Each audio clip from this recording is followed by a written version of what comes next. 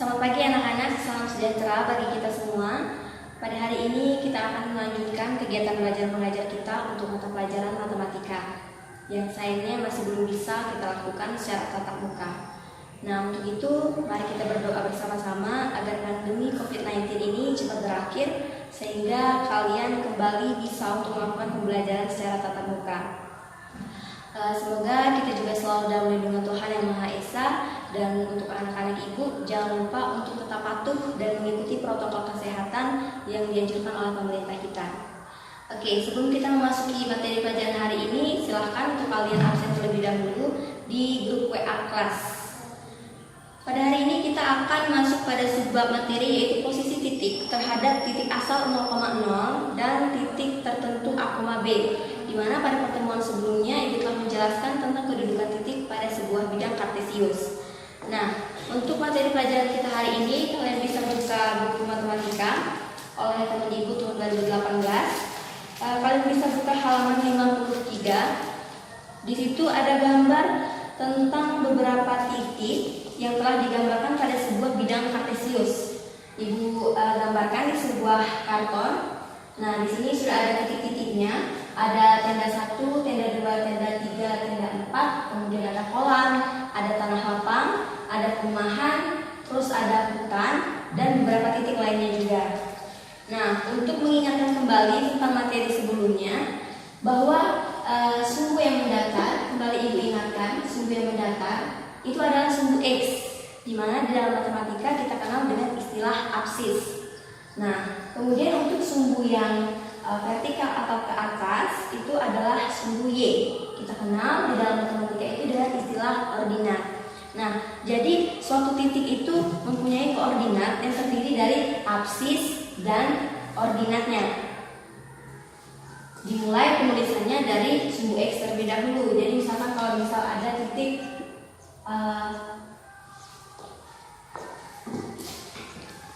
misalkan ada titik A. Nah, kita tuliskan untuk X, Y-nya dulu. Nah, seperti ini. Kemudian, nah dari titik-titik ini ada pertanyaan yang muncul terkait dengan materi pelajaran kita hari ini. Misalkan pada titik pemakaman. Nah, pemakaman ini bagaimana sih posisinya terhadap titik asal? Titik asalnya adalah 0,0. Atau bisa juga muncul pertanyaan bagaimana kedudukan titik pemakaman ini terhadap titik lainnya, misalnya terhadap tanah lapang. Nah, jadi inilah tujuan pembelajaran kita pada hari ini, agar kalian bisa mengetahui bagaimana kedudukan suatu titik terhadap titik asalnya yaitu 0,0 atau juga terhadap titik yang lainnya. Oke, untuk mengingatkan kembali tentang materi sebelumnya, misalkan tenda, misalkan pos 1. Nah, kalian bisa lihat pada gambar ini adalah pos 1. Lalu berapa titik dari pos 1 itu? Kan terdiri dari X dan Y. Nah, berarti kita lihat koordinatnya atau X-nya itu berapa. Di sini pos 1 berada di sini, berada di kuadran pertama, di mana kuadran pertama itu X-nya bernilai positif dan Y-nya juga bernilai positif. Kita lihat dari titik asal kira-kira berapa satuan ke kanan. Kita hitung 1, 2. Nah, ternyata 2 karena pada titik aksis yang 2 satuan ini kita lihat sejajar. Kemudian berarti di sini kita tulis X-nya 2 atau aksisnya. Kemudian kita lihat ordinatnya berapa. Kita hitung dari pos utama atau 0,0. 1, 2, 3, 4, 5 sejajar. Nah, berarti ordinat dari pos 1 ini adalah 5. Jadi, koordinat dari pos 1 ini adalah 2,5, di mana aksisnya adalah 2 dan ordinatnya adalah 5. Oke, itu sekedar mengingatkan kalian untuk materi pada pertemuan sebelumnya.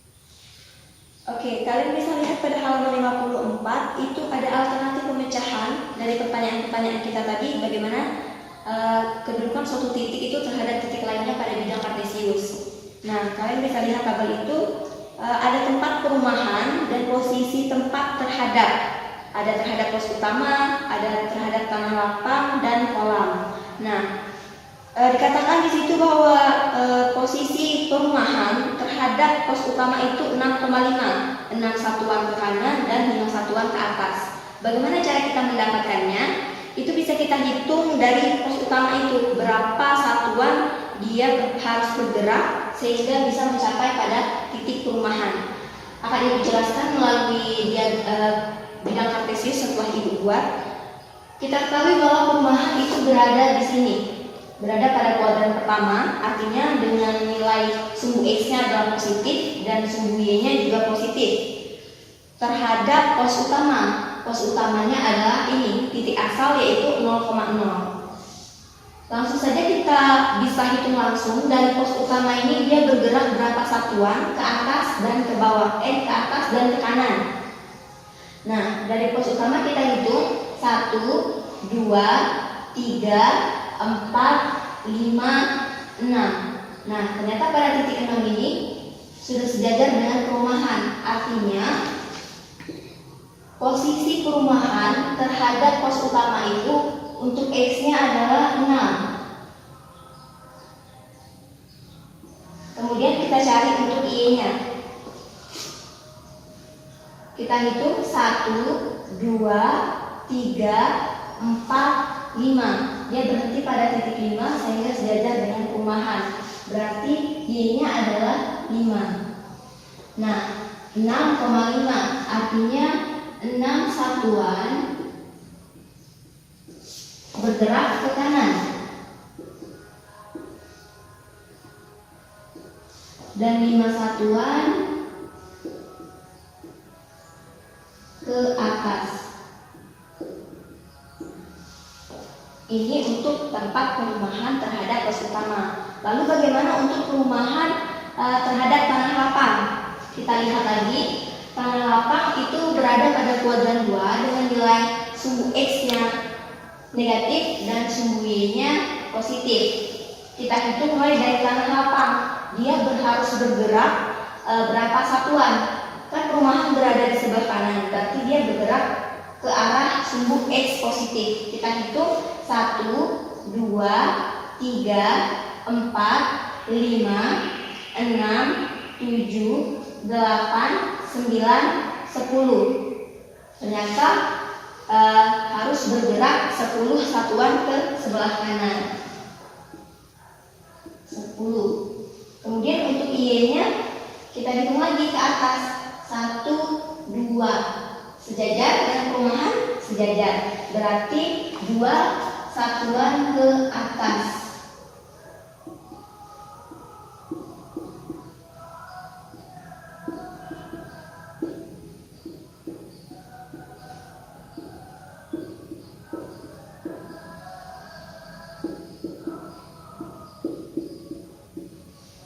Lanjut kita akan mencari kedudukan titik perumahan ini terhadap kolam. Nah, kolam berada di kuadran ketiga dengan nilai sumbu X-nya negatif dan sumbu Y-nya juga negatif. Kita hitung dari kolam ke perumahan itu bergerak ke arah kanan, kita hitung berapa? 1, 2, 3, 4, 5, 6, 7, 8, 9. Di sini ya, 9. Berarti untuk X-nya 9. Kita hitung untuk Y-nya. Untuk Y berarti 1, 2, 3, 4, 5, 6, 7, 8. 8 ya. Jadi sejajar dengan perumahan. 8. Ini artinya 9 satuan ke kanan dan 8 satuan ke atas.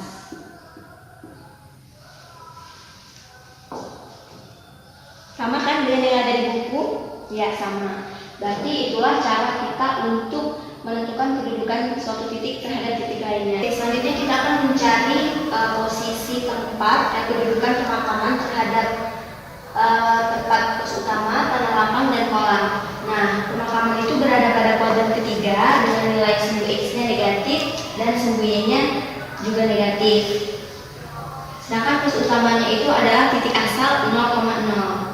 Seperti yang Ibu katakan bahwa untuk mencari kedudukan titiknya kita bisa mulai hitung dari pos utama. Pos utama bergerak ke pemakaman, kita hitung bergerak berapa satuan. Kita lihat bahwa pemakaman itu berada di sebelah kiri pos utama. Jadi kita hitung bergerak ke kiri sebanyak 1, 2, 3, 4, 5. Ternyata dia bergerak 5 satuan. Karena ke kiri berarti nilainya negatif.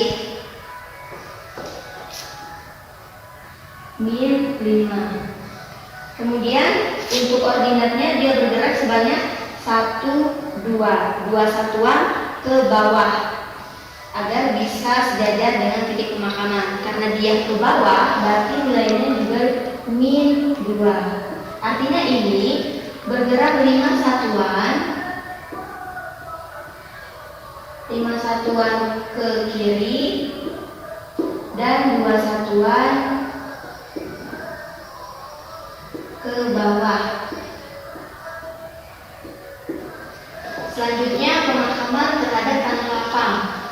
Pemakaman berada di kuadran ketiga dan tanah lapang berada di kuadran kedua. Berarti kita mulai perhitungannya dari tanah lapang. Dari tanah lapang dia bergerak ke sebelah kiri karena pemakaman lebih ke kiri dari tanah lapang. Bergerak sebanyak 1 satuan ke sebelah kiri. Karena ke sebelah kiri berarti bernilai min 1 ya. Kemudian ke bawahnya berapa? 1, 2, 3, 4, 5. Nah, 5 karena dia ke bawah berarti min 5. Artinya bergerak 1 satuan ke kiri dan 5 satuan ke bawah. Kemudian yang terakhir ada pemakaman terhadap kolam. Pemakaman dan kolam sama-sama berada di kuadran ketiga dengan sumbu X-nya bernilai negatif dan sumbu Y-nya juga bernilai negatif. Kita hitung mulai dari titik kolam. Nah, untuk ke pemakaman, kolam ke pemakaman dia bergerak sebanyak 1, 2 satuan ke sebelah kiri. Karena ke sebelah kiri berarti dia negatif 2. Kemudian lihat pemakaman berada di atas kolam, berarti dia bergerak sebanyak 1 satuan ke atas. Karena dia bergerak ke atas berarti positif 1. Ini artinya kedudukan pemakaman terhadap kolam itu 2 satuan ke kiri dan 1 satuan atas. Nah, jadi inilah cara untuk mencari posisi suatu tempat pada tempat lainnya pada bidang kartesius. Untuk pendalaman kemampuan kalian, Ibu akan memberikan tugas, itu halaman 55. Pada tabel 2.4 itu caranya sama, hanya saja kalian menentukannya terhadap tenda 1, pos 1, dan kasar. Nah, caranya sama seperti ini. Ibu tekankan sekali lagi, kalau ingin mencari posisi suatu tempat terhadap tempat yang lainnya, maka kita bergerak melakukan perhitungan yang dimulai dari sini. Nah, misalkan ini perumahan terhadap pos utama, berarti untuk mencarinya kalian harus menghitung berapa satuan dia bergerak dimulai dari pos utama ke perumahan. Terus dari tanah lapang, mulai menghitungnya dari tanah lapang ke perumahan. Kemudian dari kolam ke perumahan dan seterusnya.